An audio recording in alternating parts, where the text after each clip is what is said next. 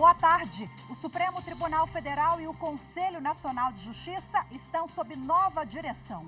A posse do ministro Luiz Roberto Barroso na presidência das duas casas reuniu representantes dos três poderes, magistrados e advogados.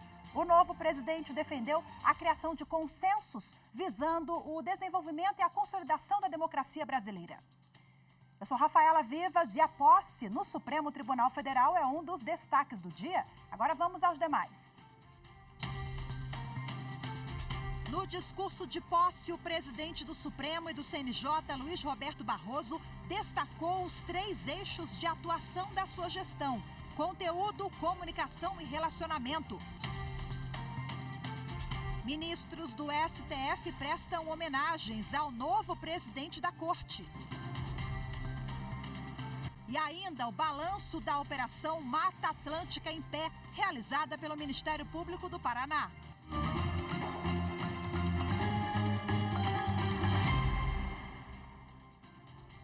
Foi publicado no Diário Oficial de hoje o decreto assinado pelo presidente Lula que concede a aposentadoria à ministra do Supremo Tribunal Federal, Rosa Weber. A aposentadoria começa a contar a partir de amanhã. Rosa Weber completa 75 anos no próximo dia 2 de outubro, quando atinge a idade limite para ocupar o cargo de ministra do STF. O novo presidente do Supremo Tribunal Federal e do Conselho Nacional de Justiça, ministro Luiz Roberto Barroso, dará uma coletiva à imprensa logo mais para falar sobre a expectativa da gestão dele à frente da Suprema Corte do país. Nessa quinta-feira, durante a posse, Barroso adiantou que pretende focar em três eixos de atuação. Acompanhe os detalhes da solenidade com a repórter Marta Ferreira. Preciso não dormir. Ao som de Maria Bethânia, o ministro Luiz Roberto Barroso quebrou o protocolo e encerrou a solenidade de posse como novo presidente do STF e do CNJ. Um tempo de te amar, te amando devagar e urgentemente. A sessão solene reuniu as principais autoridades da República. O novo presidente destacou a atuação da ministra Rosa Weber num dos momentos mais dramáticos da nossa história. Eu a reverencio pelos imensos serviços prestados ao Brasil. Afirmou que o tribunal se manteve unido na defesa da democracia. As instituições venceram, tendo ao seu lado a presença indispensável da sociedade civil, da imprensa e do Congresso Nacional. E justiça seja feita. Na hora decisiva, as Forças Armadas não sucumbiram ao golpismo. Barroso defendeu também a proteção dos direitos fundamentais. Há quem pense que a defesa dos direitos humanos, da igualdade da mulher, da proteção ambiental, das ações afirmativas, do respeito à comunidade gay, da inclusão das pessoas com deficiência, da preservação das comunidades indígenas, há quem ache que todas essas causas são causas progressistas. Não são. Essas são as causas da humanidade, da dignidade humana, do respeito e consideração por todas as pessoas. O novo presidente do Supremo Tribunal Federal e do Conselho Nacional de Justiça, ministro Luiz Roberto Barroso, explicou como vai atuar à frente da Suprema Corte nos próximos 2 anos. Disse que o trabalho dele vai ser focado em 3 grandes eixos. O primeiro será o conteúdo, avançar na pauta dos direitos fundamentais e contribuir para o desenvolvimento econômico e social do Brasil. O segundo será o da comunicação, explicar as decisões de maneira didática para que a sociedade entenda tudo que está em discussão no tribunal. E o terceiro será o relacionamento.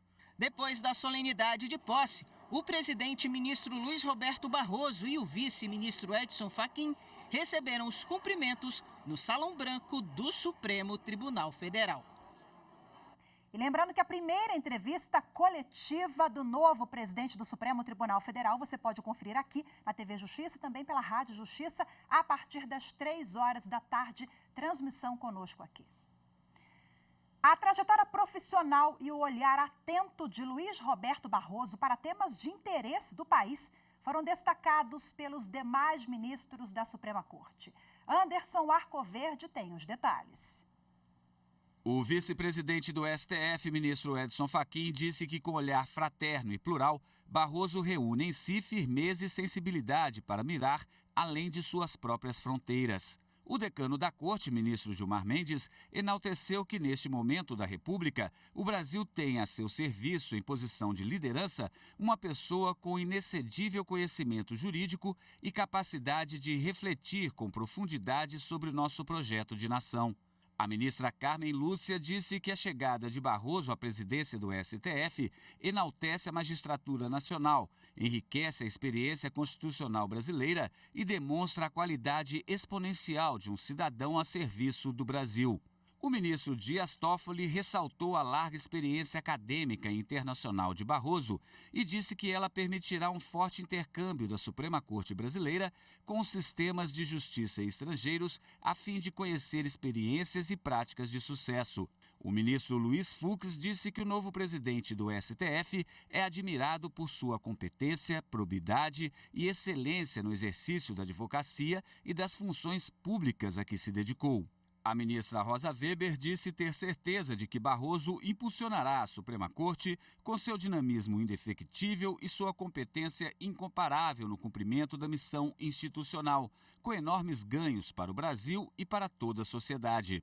O ministro Alexandre de Moraes disse que Barroso certamente garantirá na presidência do STF e na chefia do Poder Judiciário o fortalecimento de nosso Estado democrático de direito. O ministro Nunes Marques afirmou que a prestigiosa trajetória de Luiz Roberto Barroso o qualifica para o enfrentamento dos desafios surgidos com a elevação ao cargo de presidente do Supremo Tribunal Federal. O ministro André Mendonça disse ter a certeza de que o caráter de Barroso, seu dinamismo e sua capacidade de liderança farão dele um grande presidente do Supremo e do CNJ. E o ministro Cristiano Zanin disse que certamente Barroso exercerá a função de presidente do STF com muito apreço aos direitos e às garantias fundamentais inscritos em nossa Constituição da República e com olhar atento aos temas de interesse do país. A Polícia Federal deflagrou nesta sexta-feira a 18ª fase da Operação Lesa Pátria. Por determinação do Supremo Tribunal Federal, os policiais cumpriram o mandado de busca e apreensão em Brasília. Os policiais passaram amanhã no apartamento do general da reserva Ridalto Lúcio Fernandes, alvo da operação. Ele é acusado de participação nos atos golpistas de 8 de janeiro. Além do mandado, o Supremo determinou também o bloqueio de ativos e valores do investigado. Estima-se que os danos causados ao patrimônio público no dia 8 de janeiro possam chegar a 40 milhões de reais.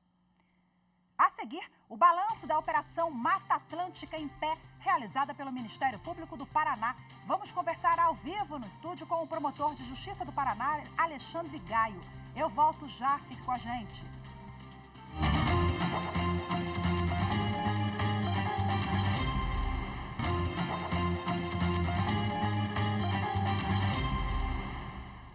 O Ministério Público do Paraná encerra hoje mais uma edição da Operação Mata Atlântica em Pé.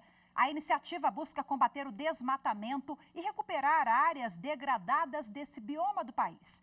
As ações de fiscalização ocorrem simultaneamente em 17 estados da federação que possuem o ecossistema. A Mata Atlântica ocupava a área de 1 milhão de quilômetros quadrados, 15% do território nacional. Hoje, restam apenas 12,5% da floresta que existia originalmente. O bioma é constituído principalmente por mata ao longo da costa litorânea, que vai do Rio Grande do Norte ao Rio Grande do Sul e passa também por outros 15 estados. Cerca de 70% da população brasileira vivem em territórios com Mata Atlântica. A Operação Mata Atlântica em Pé é uma ação conjunta entre os Ministérios Públicos dos estados e órgãos ambientais. Durante a operação, as equipes de fiscalização visitam áreas identificadas com possível ocorrência de degradação. As localizações são mapeadas principalmente a partir da utilização de tecnologia do projeto MAP Biomas, ferramenta que permite a obtenção de imagens de satélite em alta resolução para constatação de desmatamentos. MAP Biomas alerta, valida e publica as imagens de alta resolução de todos os desmatamentos do Brasil. Esse momento da Operação Mata Atlântica em Pé é quando o Ministério Público, junto com os órgãos estaduais de fiscalização, junto com o IBAMA dos estados, junto com as polícias ambientais, vão para campo verificar cada um desses desmatamentos que são publicados, validados em alta resolução.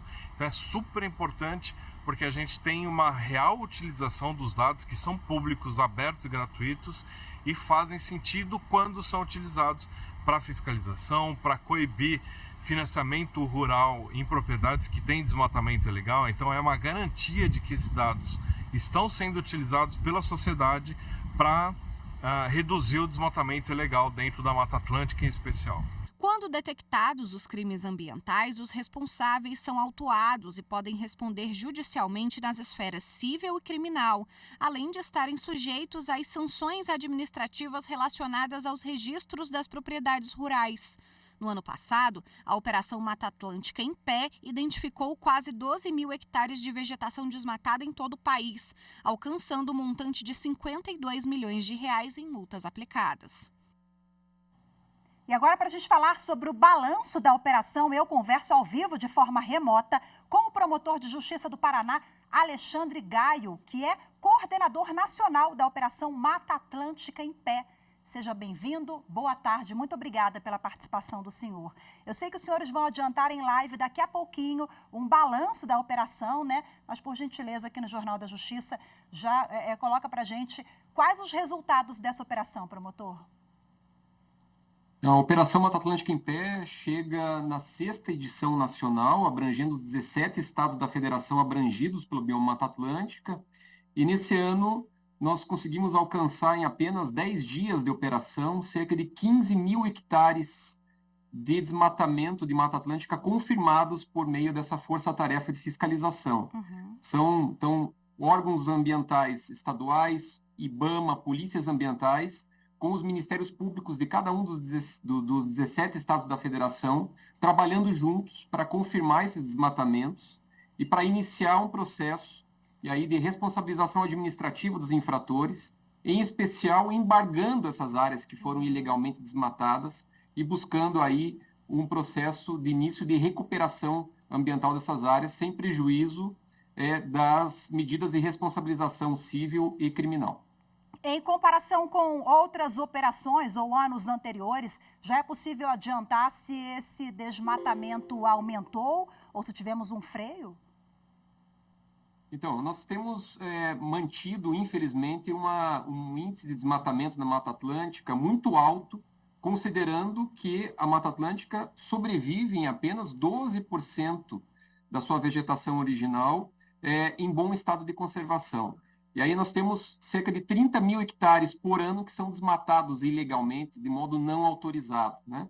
Nesses primeiros 6 meses, agora de 2023, nós tivemos uma redução, uma queda desse desmatamento, mas, de fato, a continuidade desse desmatamento ainda nos preocupa muito e é inaceitável, considerando a importância do bioma Mata Atlântico para toda a sociedade, as funções ambientais que exerce, e considerando também que cerca de 70% da população brasileira vive no âmbito do bioma Mata Atlântica. Algum estado preocupa mais? Os 3 estados que mais preocupam são os 3 estados que continuam sendo os campeões de desmatamento da Mata Atlântica, que é a Bahia, Minas Gerais e o Paraná. Esses 3 estados mantêm ainda altos índices de desmatamento, embora a gente tenha tido nesses primeiros 6 meses uma redução, inclusive nesses 3 estados, são os estados que mais preocupam, embora a Bahia ainda preocupe mais ainda em razão da necessidade de intensificar as fiscalizações lá naquele estado. Promotor, quantas infrações foram autuadas ao longo da operação? Então, nós tivemos nessa operação Mata Atlântica em Pé 2023, essa operação nacional, mais de 1.000 áreas fiscalizadas em apenas 10 dias de operação, né, e tivemos 15 mil hectares de desmatamento confirmados.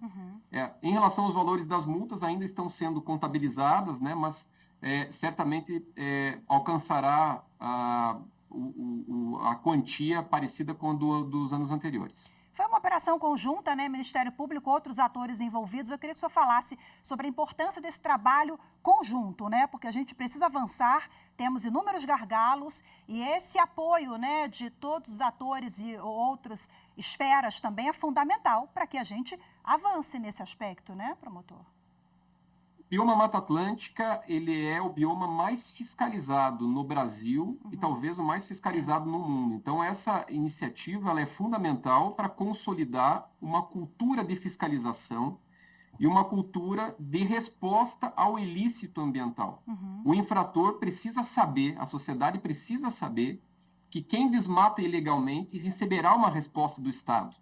Quem desmata ilegalmente não poderá utilizar essa área desmatada ilegalmente para qualquer atividade econômica. Quem desmata ilegalmente precisa ter a certeza que haverá um processo de apuração de responsabilidade criminal. E essa força-tarefa, essa operação tem esse grande êxito de articular os ministérios públicos dos 17 estados e os órgãos de fiscalização com o mesmo propósito de justamente conferir e atribuir essa resposta aos infratores. Então, é fundamental que essa operação continue existindo e continue ocorrendo ano após ano, justamente porque é no bioma Mata Atlântica que nós temos os melhores resultados de fiscalização. Você falou em continuar existindo, quer dizer, no próximo ano teremos uma nova etapa. E assim segue o trabalho do Ministério Público, né, promotor? Sem dúvida. Em 2024 teremos a 7ª edição nacional e enquanto o bioma Mata Atlântica estiver sofrendo com os desmatamentos, a operação vai continuar existindo nos 17 estados e de modo articulado, de modo planejado, para que tenha cada vez melhores resultados. E nós temos sentido isso nesses últimos anos, especialmente com a adoção da metodologia também da fiscalização remota, ou seja, a fiscalização sem a necessidade de ir até o local, considerando a precisão das imagens de satélite e considerando a segurança jurídica que há a partir dessa fiscalização para fins de responsabilização e busca da reparação integral do dano. Perfeito. Muito obrigada pela entrevista, Alexandre Gaio, que é coordenador nacional da Operação Mata Atlântica em Pé. Boa tarde para o senhor, até a próxima. Boa tarde, eu que agradeço. A seguir, Superior Tribunal de Justiça suspende decisão que autorizou a alienação do patrimônio da mantenedora da rede Ubra de Educação. As informações em instantes, voltamos já já.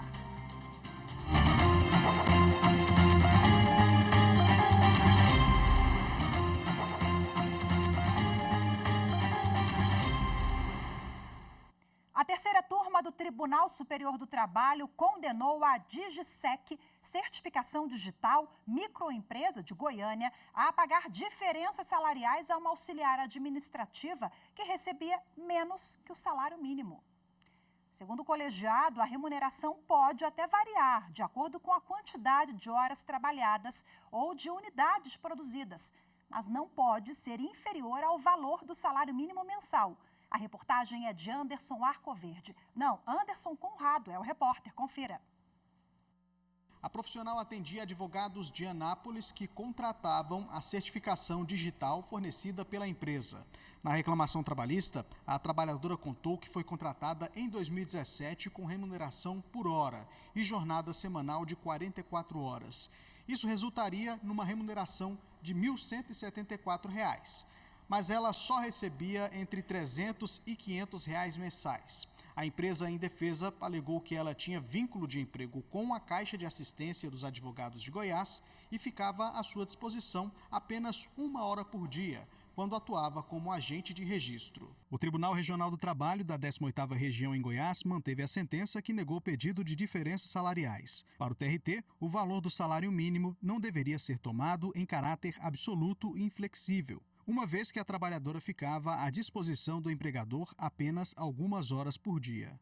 O caso chegou ao TST e foi julgado pela terceira turma. O ministro Maurício Godinho Delgado, relator do recurso da empregada, explicou que, em regra, não se pode contratar alguém para receber salário inferior ao mínimo legal. sobretudo no caso em que não foi demonstrada nenhuma cláusula contratual ou prévia negociação coletiva a respeito das condições de trabalho. O ministro destacou que a divisão do salário em frações diárias e horárias não compromete a garantia constitucional de recebimento de um valor mínimo mensal, baseado no salário mínimo. Essa divisão, segundo ele, é apenas um parâmetro para cálculo e não afeta a remuneração mínima garantida pela Constituição Federal. Isso significa que os trabalhadores têm direito a receber um salário mínimo por mês, independentemente da possibilidade de sua divisão em frações menores. Além desse fundamento, o ministro também ressaltou que a empresa não conseguiu provar que havia previsão contratual de jornada reduzida ou mesmo a quantidade de horas efetivamente trabalhadas pela empregada, uma vez que não apresentou cartões de ponto.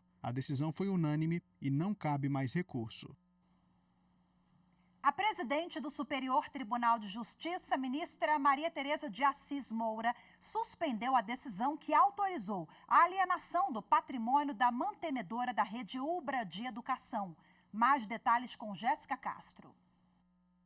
A presidente do STJ, ministra Maria Tereza de Assis Moura, suspendeu a decisão do Tribunal de Justiça do Rio Grande do Sul, que determinou o prosseguimento da recuperação judicial da AELBRA, Sociedade Mantenedora da Universidade Luterana do Brasil, conhecida como UBRA, com previsão de alienação de parte rentável do seu patrimônio, sem assegurar a manutenção de bens passíveis de cobrir as dívidas fiscais mediante alienação judicial.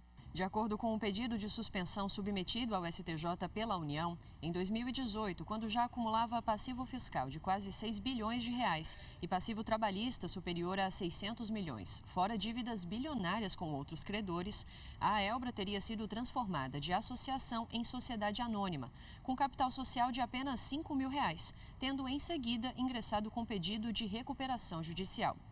O plano de recuperação aprovado por último previa a alienação de uma unidade produtiva isolada, fruto da cisão parcial da recuperanda, que ficaria responsável pelo curso de medicina. A ministra Maria Tereza de Assis Moura considerou, entre outros argumentos, que o prosseguimento da recuperação e a venda dos bens da sociedade poderiam causar lesão grave à economia pública, uma vez que a AELBRA tem um passivo fiscal superior a 6 bilhões de reais. Para a presidente do STJ, se o crédito tributário está fora da recuperação judicial, por óbvio, não será contemplado pelo plano de pagamento dos credores. E se a parte boa do ativo é alienada, restará sob a titularidade da AELBRA patrimônio de valor duvidoso, ou no mínimo de alienação pouco ou nada atrativa, permitindo antever o insucesso das tentativas de apurar valores para a quitação dos débitos. Assim, a ministra deferiu o pedido para suspender a decisão do Tribunal Estadual que autorizou a alienação, até que sejam definitivamente julgados os recursos já interpostos pela União. O Espaço Cultural do Superior Tribunal de Justiça promoveu o lançamento do livro que enaltece o papel do ministro Rogério Schietti Cruz no aperfeiçoamento da justiça criminal. A reportagem é de Rafael Porfírio. O livro Homenagem ao ministro Rogério Schietti, 10 anos de STJ, reúne mais de 60 artigos produzidos por 74 coautores da área do direito penal e processual penal. Entre os participantes estão a presidente do STJ, ministra Maria Tereza de Assis Moura, a ministra Suzete Magalhães, além dos ministros Sebastião Reis Júnior, Moura Ribeiro e Ribeiro Dantas. Compartilho da bancada da terceira sessão e sei da importância que é ter um ministro da qualidade do Schietti e do compromisso do Schietti funcionando para prestar a melhor jurisdição possível para as pessoas. A ideia de organizar uma obra em homenagem ao ministro surgiu em reconhecimento ao desempenho de Rogério Schietti na produção de precedentes para o aperfeiçoamento do sistema da justiça criminal do país. De acordo com os 3 organizadores do livro, os textos abordam as mudanças pelas quais a jurisprudência do STJ passou na última década relacionados à defesa dos direitos fundamentais de investigados, de réus e presos. A qualidade dos artigos é imensa, enorme. As pessoas realmente se dedicaram em estabelecer um diálogo com a jurisprudência que foi impactada pela presença do ministro Schietti. Então, ele tem votos e decisões que são paradigmáticos. A questão do reconhecimento de pessoas, questão da invasão de domicílio, busca pessoal, atribuição das guardas municipais. São temas relevantíssimos, né, que tiveram uma transformação com julgados da sexta turma e da terceira sessão do STJ, com julgados da relatoria do ministro Rogério Schietti. Ele conseguiu que a identificação dos presos, que era feito de uma maneira questionável, e ele conseguiu, dentro do pronunciamento da manifestação dele aqui no STJ, ele conseguiu, inclusive, que o próprio Conselho Nacional de Justiça estabelecesse um formato de como deve ser feito a identificação no caso da apreensão. Além do homenageado e dos organizadores do livro, participaram da mesa do evento a presidente do STJ, ministra Maria Tereza de Assis Moura. O Supremo Tribunal Federal foi representado pelos ministros Edson Fachin e Alexandre de Moraes, além do ministro aposentado Carlos Aires Brito. Diante de um auditório lotado, com autoridades, colegas e família, o ministro Rogério Schietti Cruz citou a Oração do Tempo, de Caetano Veloso, ao lembrar sua trajetória de uma década no STJ e para afirmar que o tempo transformou em realidade o sonho dele de combater injustiças. Após fazer uma retrospectiva da carreira, com passagem pela Defensoria Pública e pelo Ministério Público do Distrito Federal, Rogério Schietti destacou que não é possível se acomodar com um sistema de justiça que não esteja a serviço do bem comum, que não esteja voltado para melhorar a vida. Nós, como julgadores de um tribunal com a importância da STJ, temos uma responsabilidade muito grande. Então, para mim, é um motivo de muita alegria ter passado 10 anos, né, juntamente com meus colegas de turma, de sessão no tribunal, avançando, né, na construção de um direito, de uma sociedade mais justa, mais igualitária, né, com maior humanidade, com maior racionalidade. E esse é o nosso trabalho. O Jornal da Justiça, primeira edição de hoje, fica por aqui. Muito obrigada pela sua companhia, uma ótima tarde, excelente fim de semana. Tchau, tchau.